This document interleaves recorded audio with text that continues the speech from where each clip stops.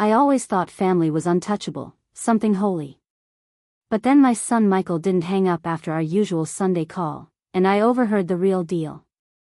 "Did she buy it?" my granddaughter Lily asked, her voice sharp and unmistakable. Completely fooled, Michael shot back, his tone dripping with scorn. "Man, I'm so done faking interest in her dumb garden club," he added.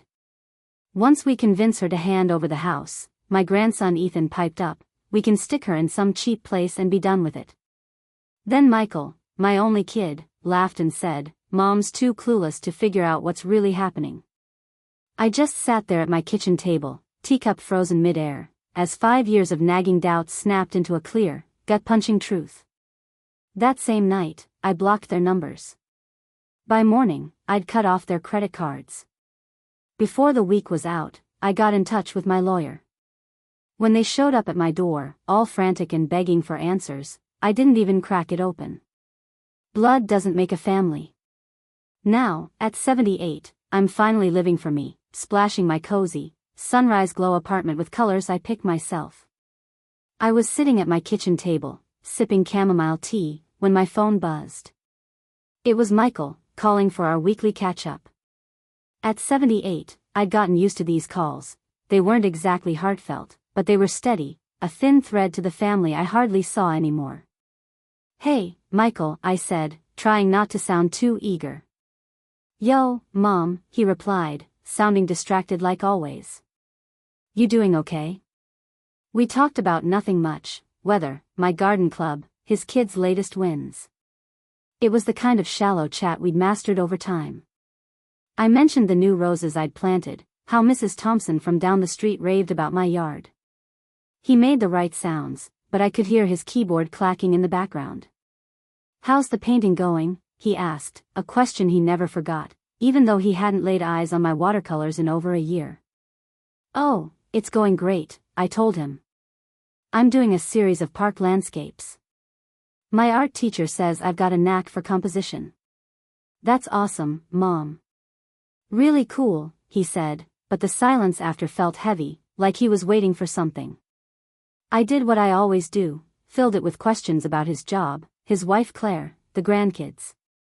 His answers got shorter each time. "Since my husband Arthur passed, my world's gone quiet. The grandfather clock in the hall ticks louder every year. I leave the TV on for noise, even if I'm not watching. My garden club on Tuesdays and watercolor class on Thursdays are the bright spots in my week, little bursts of human connection in days that stretch on empty. My small rancher's neat and cozy, but sometimes at night, I wander room to room, touching Arthur's things, his reading glasses still on the nightstand, his favorite sweater I can't let go of. The silence presses in, so I'll play one of our old records and sway alone in the living room to songs we used to dance to. "Mom, you still there?" Michael's voice snapped me back. "Yeah, sorry, honey. Just thinking about dinner plans." "You're eating right, not just tea and toast, yeah?" he asked. Of course, I fibbed. Cooking for one barely feels worth it some days. "Good. Gotta run, conference call in 5. "All right, dear. Same time next week?" "You got it, Mom. Take care." When the call ended, I held the phone a bit longer, like it might still carry some warmth, some tie to my only child. With a sigh, I set it down and sipped my now cool tea. Outside, the afternoon light was dimming, shadows stretching over my little garden. Another day almost gone. Life wasn't always this lonely. Back when Arthur was here, our home, not this rancher, but the one we raised our family in, was alive with noise and laughter. Sunday dinners with Michael, Claire, and the grandkids were wild, everyone talking over each other, Arthur flipping burgers on the grill. Lily used to be so sweet, always picking dandelions for me from the yard. Ethan would trail after his grandpa, learning how to fix things with a hammer and nails. But that was before cancer stole Arthur, before the silence settled in, before my family turned into voices on a phone instead of faces at my table. I rinsed my teacup and glanced at the wall calendar. Garden club tomorrow, something to look forward to. I'd wear my blue cardigan, the one Beatrice says makes my eyes pop. Maybe we'd grab lunch at the cafe on Main Street after. My sister's good about checking in, even if she's got her own health stuff to deal with at 83. As I got ready for bed, I caught my reflection in the bathroom mirror. When did I get so old? The woman staring back wore Arthur's wedding ring on a chain, her silver hair in a tidy bob, eyes carrying too much grief. I hardly know her some days. Just you and me now, I whispered to her, a habit I picked up since Arthur's been gone. Some days, talking to myself is the only conversation I get. Arthur's diagnosis hit like a bolt from the blue, stage 4 pancreatic cancer, 6 months, maybe a year with treatment. We'd been planning an Alaska cruise for our 50th anniversary. Instead, we spent those months bouncing between hospitals, learning words like metastasis, that no one should have to know, watching the strongest man I ever loved fade away. Michael was there at first, showing up often, bringing the grandkids to lift Arthur's spirits. Claire set up a meal train with their church. But as Arthur got worse, their visits dwindled. The kids have school, they'd say. Work's insane. I got it, life keeps moving, even when yours feels stuck. In the end, Arthur was barely awake, morphine dulling the pain.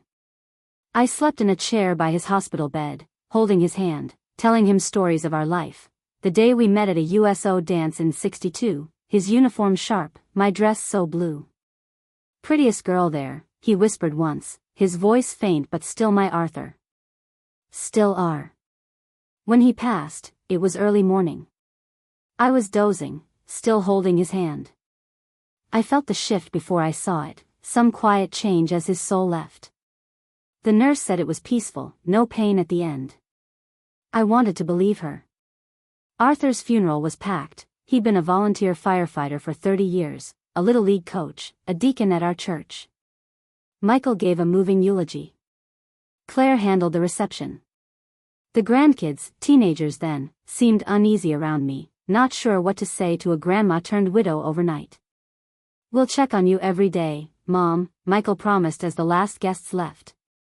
You won't be alone. For a while, he meant it. Daily calls turned to every other day, then twice a week, then settled into our Sunday routine. Sunday dinners kept going for a bit, but they faded too. My son Michael always had reasons for why they couldn't visit. Mom, we're taking the kids to the lake this weekend, he'd say, or, Claire's parents are in town, or, Ethan's got a big tournament. They all sounded legit, life keeps moving, right? But there I was, rattling around in our big 2-story colonial, a house built for a bustling family, not just one old lady like me. My arthritic knees made the stairs a daily struggle. The yard Arthur used to tend with such pride felt like a weight I couldn't carry anymore. And those property taxes? They were gobbling up my fixed income faster than I could keep up. When Michael brought up downsizing, it honestly seemed like a smart move. Mom, you don't need all this room, he said, waving a hand around the living room, where his old school photos still hung on the walls. Plus, the equity you've got in this place could set you up with a comfy nest egg for your golden years. That year, the housing market was hot, and the house sold in a week for way over asking price. I found a sweet little single-story rancher in a peaceful neighborhood, no stairs to wrestle with and a small garden I could actually manage. Michael pitched in with the move, helping me decide what furniture to keep, sell, or donate.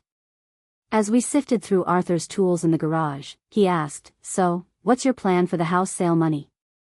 He suggested I meet with a financial advisor to make it work harder for me. "Just sticking it in savings, Mom," he said when I shrugged. "That's not the best play, interest rates are garbage right now. Maybe look into investments or a reverse mortgage on the new place to free up some cash." I was touched he cared so much about my future and told him I'd think it over. The move wore me out, but it was freeing in a way. Sorting through a lifetime of stuff forced me to figure out what really mattered. I got teary over the oddest things: Arthur's matchbook collection from restaurants we'd loved, the kids' height marks on the kitchen doorframe that couldn't come with me, the rose bushes he'd babied that I had to leave behind. My new rancher, though smaller, had its own charm. There was a bay window just right for my reading chair, a modern kitchen that made cooking for myself a bit less dreary, and a garden shed I turned into a painting studio. I settled into a new rhythm, a chapter one hadn't expected but had to make my own. Michael seemed pleased once I was set up. "This place is way more doable for you, Mom," he said, looking around the cozy space. "And we're just a call away if you need us." Back then, I bought it. Why wouldn't I? The first red flag popped up about 6 months after I'd moved in. Michael called on a Tuesday, not our usual Sunday, and jumped right in. "Mom, have you updated your will since Dad passed?" The question threw me. "No, haven't gotten to it," I said. "Why is that on your mind?" He brushed it off casually. "Just good to keep things tidy, you know? I know a lawyer friend who does elder law. He could help make sure everything's clear." "Elder law?" I bristled. "I'm not some frail old lady, Michael. I'm just seasoned." He chuckled, but it felt hollow. "Sure, Mom, but it's still smart to plan. I can set up a meeting if you want." I said I'd think about it, but the call left a weird knot in my stomach I couldn't quite explain. A week later, Claire called out of the blue, something she hardly ever did. "Just checking on my favorite mother-in-law," she said, all bubbly. "Michael said you might be feeling off." News to me, I was fine and hadn't mentioned anything about my health. "Oh, maybe I got it wrong," she said quickly. "So, how are you? Taking your meds? Eating enough?" Her questions kept coming, digging into my routines, my health, even my finances in a sneaky way. By the time we hung up, I felt like I'd been grilled, not chatted with by family. Then the grandkids started showing up. Lily, 22 now, dropped by one afternoon, all compliments and charm. "Grandma, you look fantastic. Love the new hair." We had tea in the garden, catching up. She'd quit community college and was, between jobs, figuring out her path. As she left, she paused. "Grandma, I hate asking, but I'm in a bind. Could you help me out? $5,000 would cover rent and stuff while I look for work." 5,000 was a lot, but she was my granddaughter, with Michael's smile and Arthur's eyes. I wrote the check, feeling good about helping family. 2 weeks later, I spotted her in town, arms loaded with bags from fancy stores, sporting a pricey new haircut. She didn't see me watching. Ethan came next, 25 and full of his dad's charisma. He pitched me a business opportunity, instead of asking for cash outright. "It's a tech startup, Grandma," he said, flashing slick printouts with charts. "We're building an app that'll change how people buy groceries. The returns could be massive." It went over my head, but I nodded. "Sounds fancy, but I don't know squat about startups," I admitted. "That's why you've got me," he said, patting my hand. $10,000 gets you in early. You could double it in a year."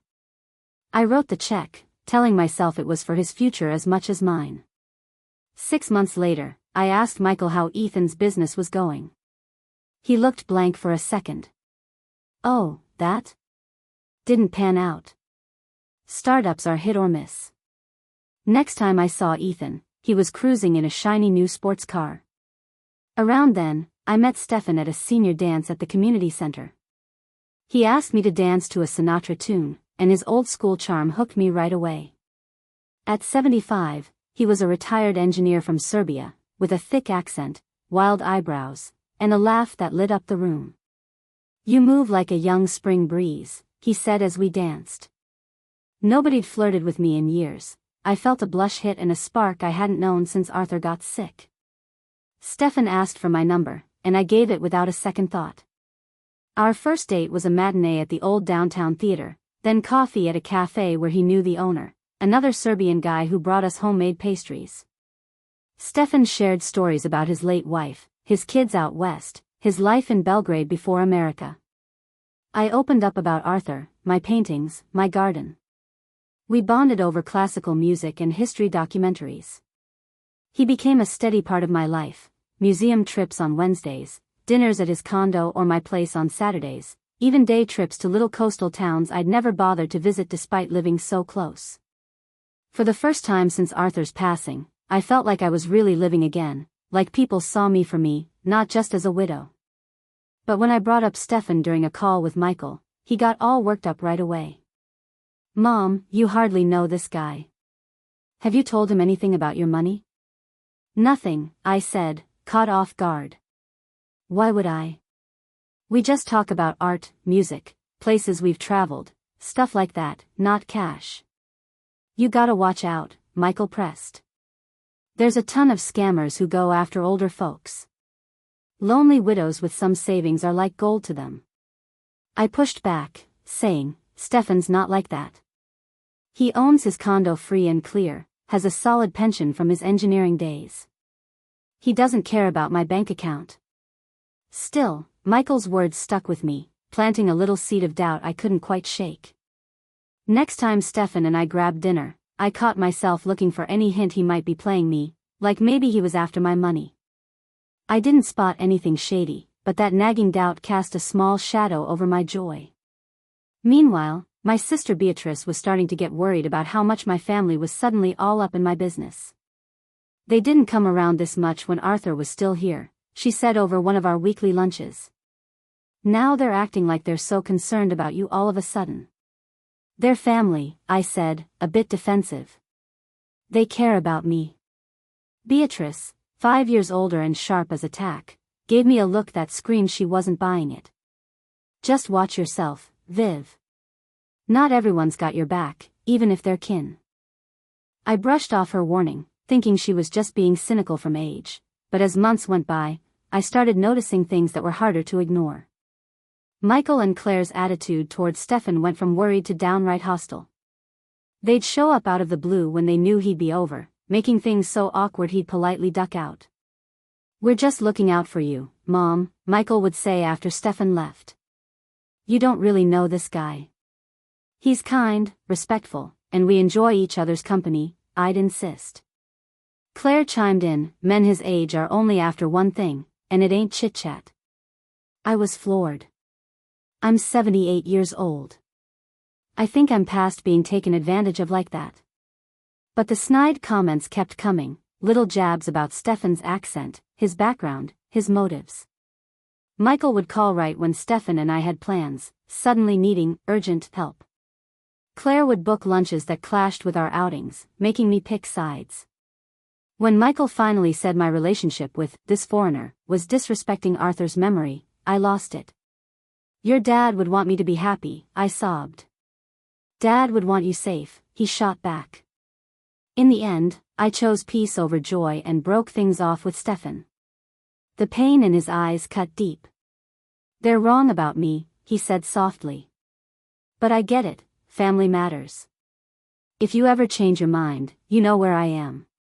With Stefan gone, my world shrank to my house, garden club, and a family that kept asking more of me. The grandkids' visits always ended with them needing something: cash for car repairs, grad school fees, apartment deposits. I gave what I could, telling myself that's what grandmas do. Claire started eyeing my stuff during visits: Arthur's pearl necklace, my mom's silver tea set, our fancy wedding vase. "This would look amazing in our dining room," she'd say, holding each piece like it was already hers. Little by little, my treasures ended up at their place. I told myself it was fine, they'd get them someday anyway. Michael started dropping bigger hints about money troubles. "Ethan's tuition is killing us. The house needs a new roof." I wrote checks for their bills, but each time, they acted less grateful and expected more. Beatrice wasn't having it. "Viv, they're draining you dry," she said flat out. "When was the last time they showed up without asking for something?" "They're family," I said, like it was my shield. "Family doesn't use you," she snapped. Arthur would be livid.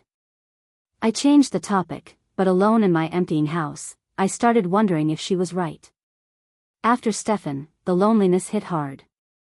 I poured myself into painting, spending hours in my garden shed studio, putting feelings on canvas I couldn't say out loud. Michael's calls ramped up, always circling back to money. "Maybe we should streamline your accounts, Mom. Claire and I could help manage them." I started feeling like I was letting them down by staying independent. Claire began fussing over my meds, saying I might need help remembering them or someone to check on me daily. I can handle my own pills, I said firmly. No shame in needing help at your age, she replied, her tone dripping with condescension. The grandkids had a routine. Lily would rave about my cookies while slipping in her latest sob story. I hate to ask, Grandma, but I'm short on rent.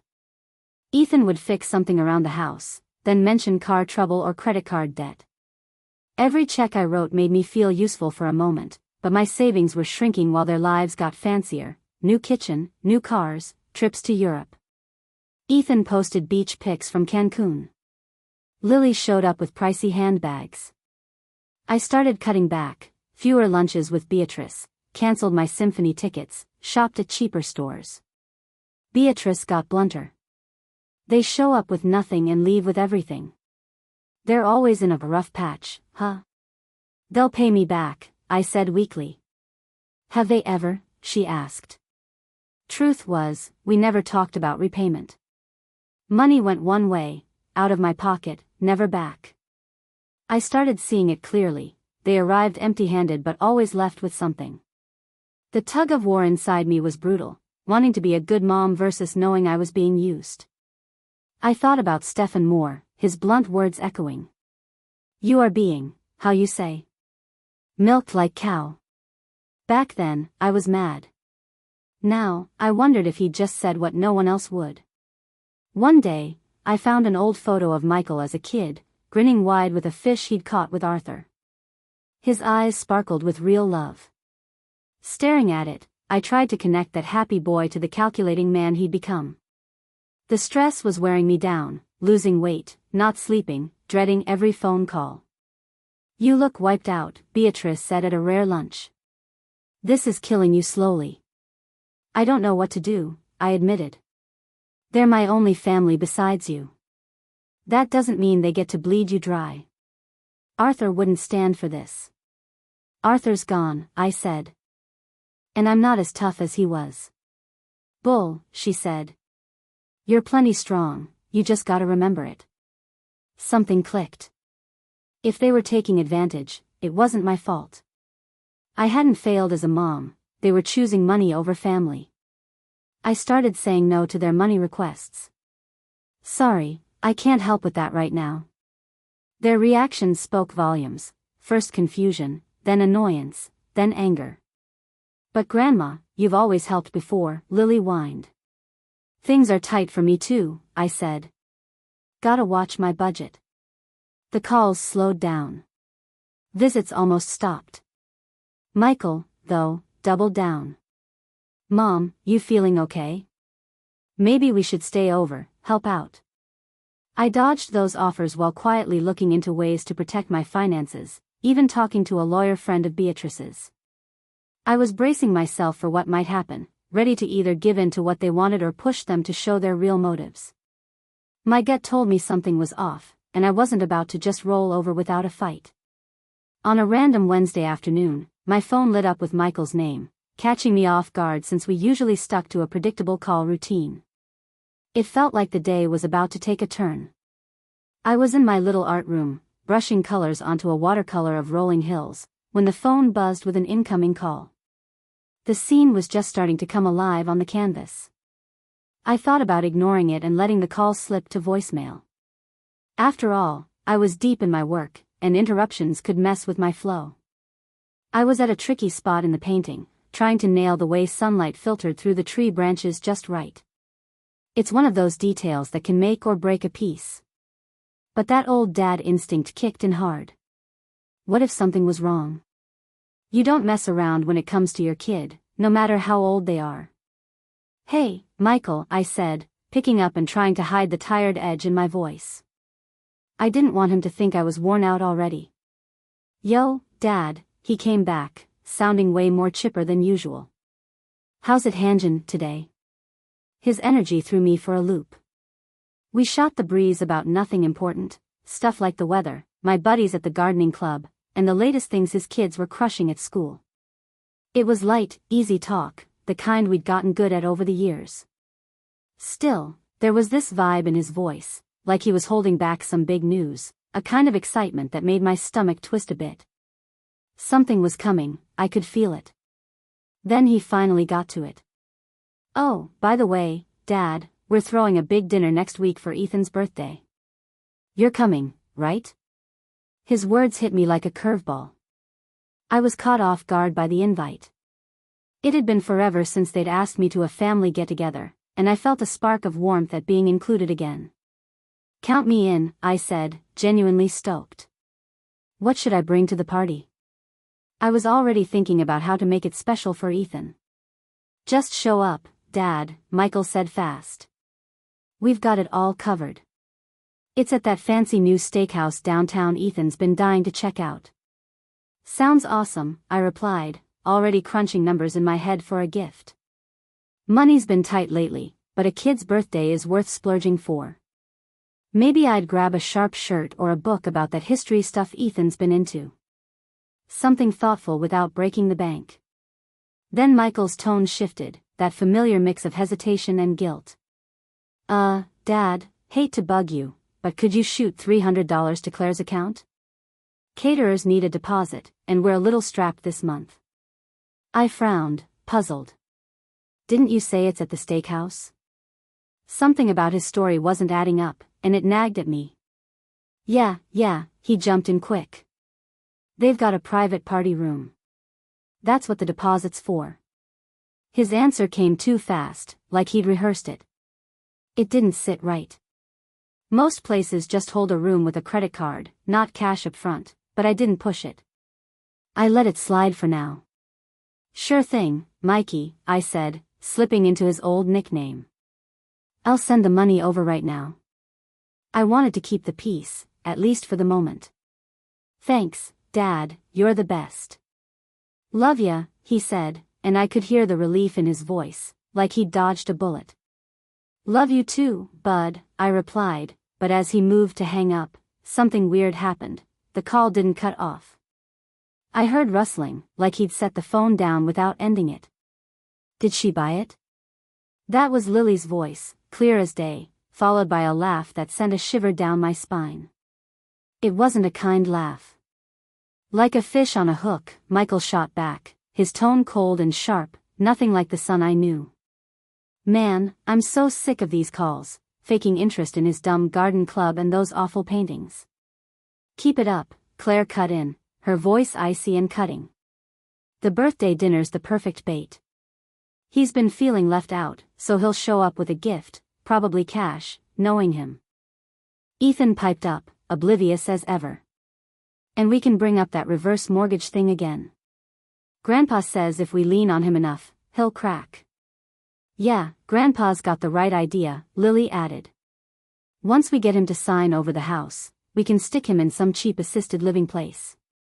The family house is way too valuable for him to just sit on," she went on. "He doesn't need all that space, rattling around alone." Michael's voice came back, all business. "We just gotta play the long game. His retirement savings alone will set us up nice. Plus that insurance money from Mom he's never touched. It should be for family stuff, not just sitting there," he added. "Dad's too clueless to see what's really going on. Always has been, just like Grandpa said, soft and easy to play." I sat there, glued to my kitchen chair, my coffee mug halfway to my mouth, as 5 years of weird vibes suddenly snapped into brutal clarity. It was like a punch to the gut. My family, the son I raised, the grandkids I loved, saw me as nothing but a walking ATM, something to bleed dry and toss aside. The truth hit like a freight train. It knocked the wind out of me, a betrayal so deep it felt like my heart was caving in. I ended the call with shaky hands, but their laughter and cruel words kept ringing in my head. As night fell, I stayed put, my coffee going cold, grappling with the pain. It was grief, raw and familiar, but different from when I lost Ellen. That was losing love, this was losing the illusion of it. The hurt cut deeper than anything physical, a soul-level ache I didn't know I could feel. What had I done to earn this kind of hate? Was I a bad dad, a lousy grandpa? Or was this just who they were, hiding behind fake smiles and family dinners all along? The question spun in my head as the house went quiet, except for the steady tick of Ellen's old grandfather clock in the hall. That clock was the one thing I'd fought to keep from our old place, a reminder of the life we built. Its rhythm grounded me, like Ellen's heartbeat used to. What would Ellen do? The thought hit me out of nowhere, but it brought a flicker of focus. She'd never let herself be played like this. She'd guard what we made together. Ellen would make sure our love, our sacrifices, didn't get thrown away by people who didn't give a damn about what it meant. Not just money, but the heart behind it. As dawn crept through the kitchen window, I knew my next move. I wasn't gonna let them steamroll me. It was time to protect what mattered. Financial elder abuse often flies under the radar because folks feel too ashamed or scared to speak up, worried they'll lose their family. If this hits home, check out www.www.hourglass.org for help keeping you or your loved ones safe. What would you do if you were in my shoes? I spent that night frozen at the table, barely moving as the dark closed in and slowly faded to morning light. The betrayal felt like a lead weight on my chest, making every breath a struggle. It was grief, like when I lost Ellen, but twisted in a way that stung worse. Losing Ellen was losing someone who loved me for me. This was finding out the people I thought cared only saw me as a paycheck, a resource to tap dry. The pain tore at me. These weren't strangers, they were my son, my grandkids, my daughter-in-law. The people I'd poured my life into, sacrificed for, loved with everything I had. How could I make sense of the Michael who held my hand after my knee surgery, reading to me for hours, with the guy who called me weak and stupid behind my back?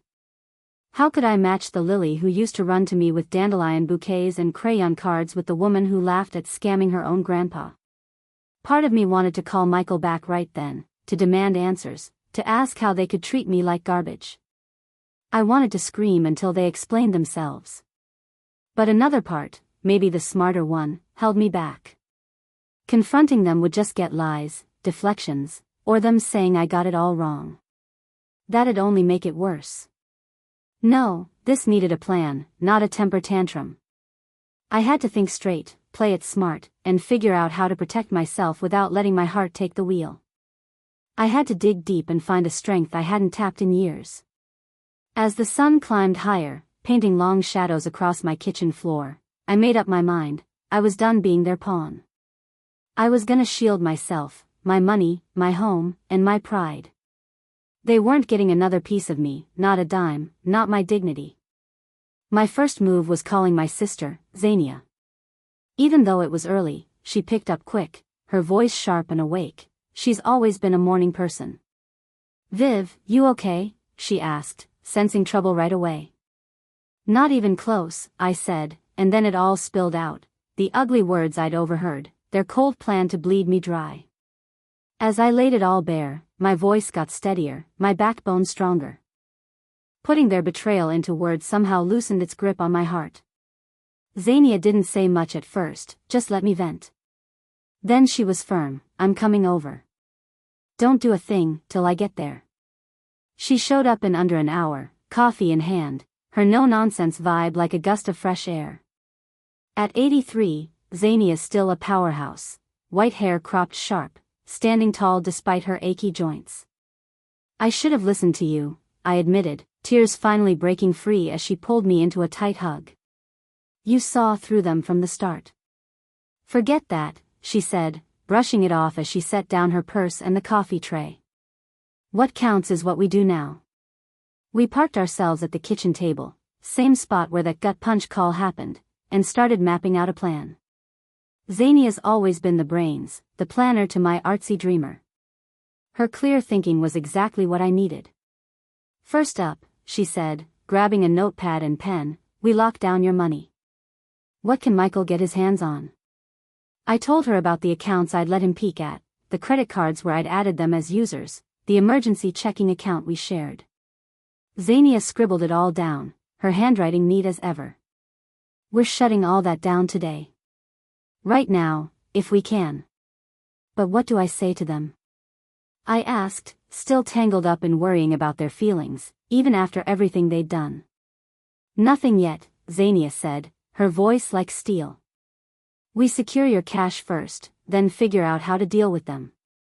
Viv, she said, grabbing my hands, her blue eyes, same as mine, same as Mom's, locking onto me.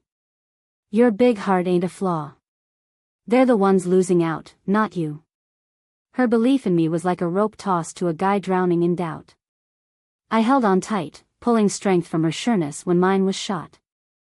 All right, I said, straightening up. Tell me what's next. The next few days were a whirlwind. I called the bank first, yanking Michael's access to all my accounts and shutting down the shared stuff. The bank lady sounded worried. Mr. Bennett, you sure about removing your son? He's been on these for years. Dead sure, I said, not budging. I want brand new accounts, fresh passwords, new security questions, whole 9 yards, I told her, making sure nothing old could be traced. Then I hit up the credit card companies, pulling Michael and the others off as authorized users. One rep asked if I needed to report fraud. Nah, I said after a beat. Not fraud exactly, just them taking liberties they had no right to. It was betrayal, plain and simple. I blocked their numbers, changed my email password, and booked a meeting with a lawyer, not Michael's buddy, but Susan Marshall, a sharp woman who'd handled Xania's stuff forever. Family ripping off seniors is more common than you'd think, Susan said, her tone kind but pro.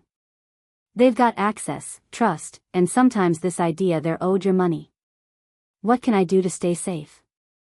I asked, leaning in. Plenty, she said, grabbing a legal pad. We'll set up a trust for your assets, update your will, and name someone you trust, like Xania. We'll also do a financial power of attorney and healthcare directive, picking someone besides Michael, she added, laying out a wall of protection. She warned me Michael might try to say I was losing it when he found out he was cut off.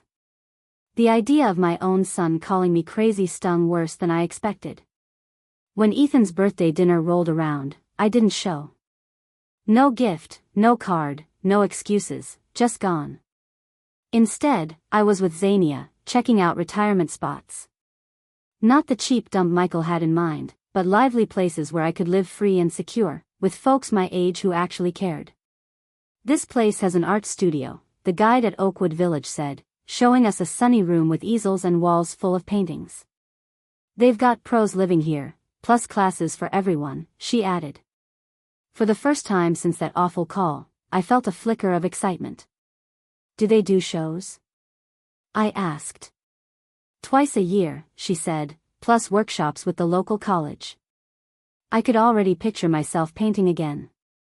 By day's end, I'd put money down on a one-bedroom with a little den for my art. The place had security, a dining hall, rides to appointments, and a real sense of community, something I'd missed since Ellen passed. You sure about this? Xania asked as we drove back. It's a big leap. I'm sure, I said, feeling steadier with every mile. I need a place they can't track me down, somewhere I can start fresh. That night, the calls started, Michael, Claire, even Ethan and Lily, leaving voicemails and texts, acting confused, like it was all a big mix-up. When I didn't answer, they showed up at my house, banging on the door at all hours. I crashed at Xania's until the movers came. We got a security team to handle the packing, just in case Michael tried anything. He didn't, but his car cruised by Xania's place a few times, a quiet threat that this wasn't done. I called a realtor to sell the house on my terms. Once it's sold, I funneled the cash into the trust Susan set up, with strict rules about who could touch it, and who couldn't. The toughest part was cutting ties completely, new phone number, new email, vanishing from the life I'd known. But it had to be done. Susan had said sometimes the only way to stop the exploitation is to get out of their reach entirely. I wasn't giving them another shot at me. I left no trace, no forwarding address, nothing for them to follow. It felt drastic, but after hearing their real thoughts, I knew it was the only way to protect my wallet and my heart. Moving into Oakwood Village was a mix of heavy and hopeful. Xania helped me get my furniture set up, hang my artwork, and organize my new painting corner. The place was smaller than my old house, but it fit me just fine. Those east-facing windows in the living room were gonna catch the morning light perfect for painting.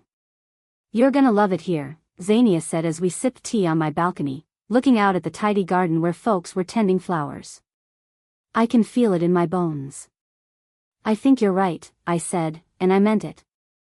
For the first time in forever, I saw a future that was mine to shape, not tied to what others wanted from me. That night, alone in my new spot, I let the tears come for what I'd lost, not the money or stuff, but the dream of a family that loved me for me, not my bank account. Grieving was tough but needed, like letting go of a fairy tale I'd clung to in my head. It hurt, but it was clearing space for something real. As I set up my easel by those big windows, unpacking my paints, I felt a spark alongside the sadness, a stubborn drive to take my life back on my own terms. I'm 78, but I ain't done yet, not by a long shot. My new place faces east, catching that golden morning light that makes my canvases glow. I'm working on a painting of the garden out back, and the colors pop in a way my old stuff never did, vibrant, like they're alive. It's been 6 months since I left my old life behind. 6 months of piecing myself back together, figuring out who I am when I'm not just somebody's dad or grandpa. I'm Vernon Bennett now, painter, gardener, guy who's been through hell and come out stronger. It hasn't been a cakewalk, that's for sure. Some nights, I'd lie awake, second-guessing myself, wondering if I blew things out of proportion or if there was some innocent excuse for what I heard. But those doubts faded as I settled in, built new habits, made new friends, and found new reasons to get up each day. I'm carving out a life that's mine. I ran into Stefan, an old friend, who takes a dance class here a few times a week. Seeing him again was weird at first. I was tripping over apologies for how I'd ghosted him years back. He was cautious but kind, and bit by bit, we've patched things up, stronger now for having been through a rough patch. We're taking it easy, just enjoying each other's company. Stefan makes me laugh, pushes me to think deeper, and gets my art in a way most folks don't. "Your paintings show beauty and pain," he said once, eyeing a landscape I'd finished. "There's truth in every stroke." I've made other buddies too. Patricia, a retired professor who runs the book club, Javier, a widower who shares his garden veggies with anyone who asks, Sylvia, a former dancer who teaches yoga that's gentle on old bones. They don't know my past or the betrayal that landed me here. To them, I'm just Vernon, the guy who paints watercolors and loves his Earl Grey tea. Those financial walls I put up have held strong, and good thing, 'cause Michael tracked me down eventually. I knew he would. He's my kid, knows my habits like the back of his hand. He showed up one afternoon at the community center, all charm, holding a bouquet of lilies. My favorite, guess he remembered that much. "Dad," he said, laying it on thick as I met him in the lounge instead of my apartment, "we've been worried sick." "Why'd you vanish? Why won't you call us back?"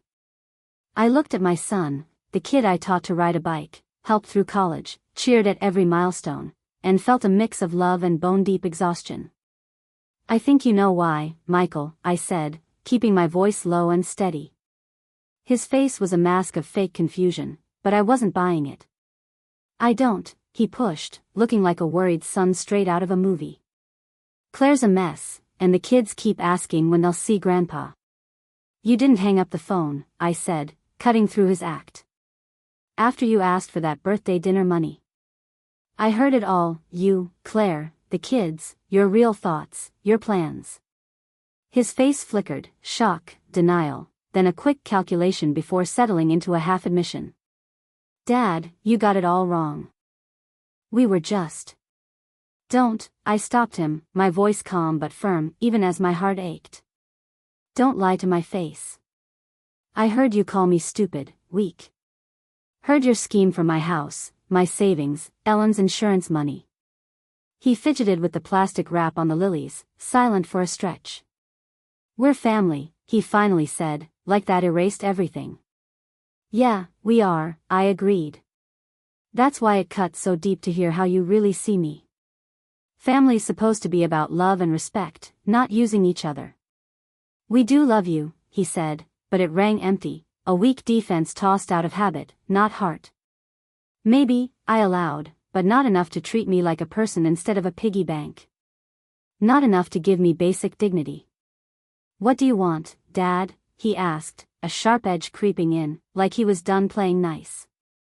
An apology? Fine, I'm sorry. We're sorry. Can we move on? Come back home.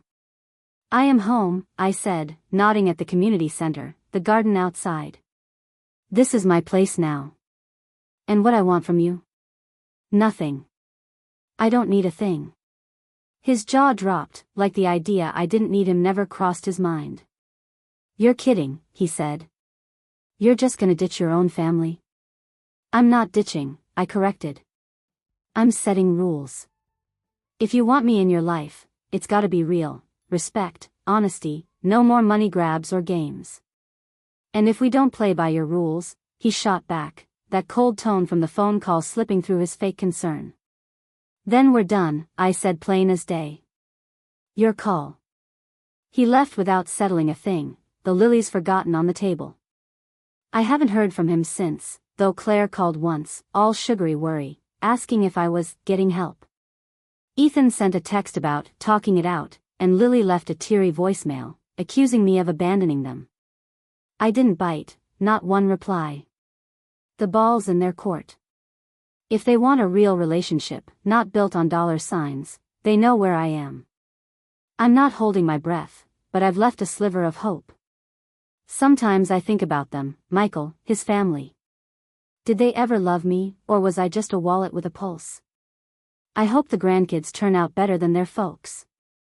I hope they see the hollowness of a life spent taking instead of giving. Maybe one day they'll get it, but that's their journey, not mine.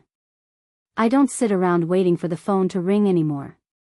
Instead, I'm pouring my energy into the life I'm carving out here. I joined a tighter-knit art group, even sold a couple of my paintings at the community's big show they hold twice a year. I've started helping out at the local elementary school, teaching third graders how to splash paint on canvas with this fearless, messy joy that lights me up. I've got friends now who like me for me, my stories, my takes on things, not for what I can hand over or bankroll. I've figured out family ain't just about blood. It's about respect, love that doesn't come with strings or a price tag attached. Xania swings by every week, loaded with gossip and those pastries I can't resist from my favorite bakery. Stefan and I have a standing dinner date every Saturday, either cooking something up or hitting a new spot in town to eat. Javier drops off fresh tomatoes from his garden plot. Patricia slips me books she knows I'll eat up. Sylvia's got me trying yoga, even with my creaky knees. These folks are my family now, the kind you choose, not the kind you're stuck with. It's built on caring, not owing or scheming. It's not the life I pictured. Not what I thought I'd have when Ellen and I used to sit on our porch, dreaming about retirement while Michael and his kids played in the yard. But it's a solid life, full of meaning and pride. At 78, I'm finally living for me, coloring my days the way I want. My years ahead are my own canvas now, not just a backdrop for what others want. It's my masterpiece, alive with chances, packed with lessons I've earned the hard way. Every morning, when the sun spills through my east-facing windows, I set up my easel, pick my brushes, and dive in again. Stroke by stroke, choice by choice, I'm taking back my life, my value, my happiness. In that act of making something new, I've found a freedom I didn't know existed, the freedom to be me, no apologies, no holding back. It's never too late to hit reset. What fresh start are you thinking about?